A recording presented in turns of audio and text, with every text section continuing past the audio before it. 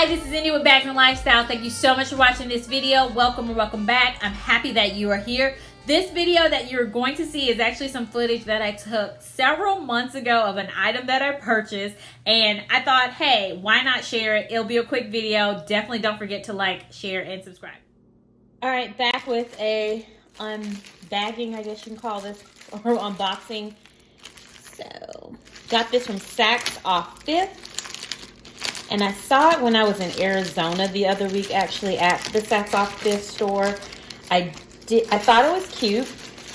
Didn't go for it because the price tag says $78, and I was not going to pay $78 for it. So, found it online on the Saks off 5th site. So, here, let me give you a little spin.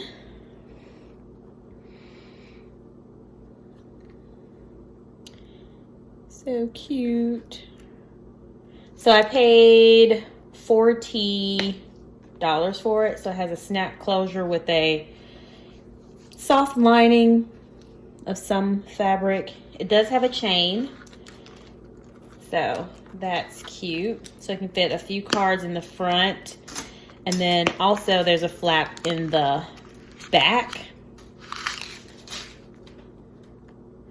which is nice. There's something else in here. I don't know what that is. Let's see. That looks like a tag. It is. It's a made in China tag. It's very thick. And then also the nice thing is you have this little interior piece in here.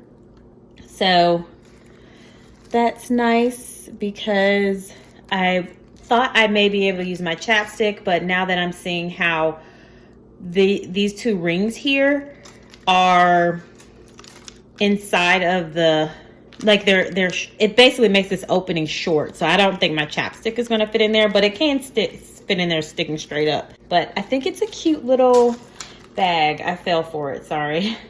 Not sorry to you, but really for me. You didn't buy it. I did.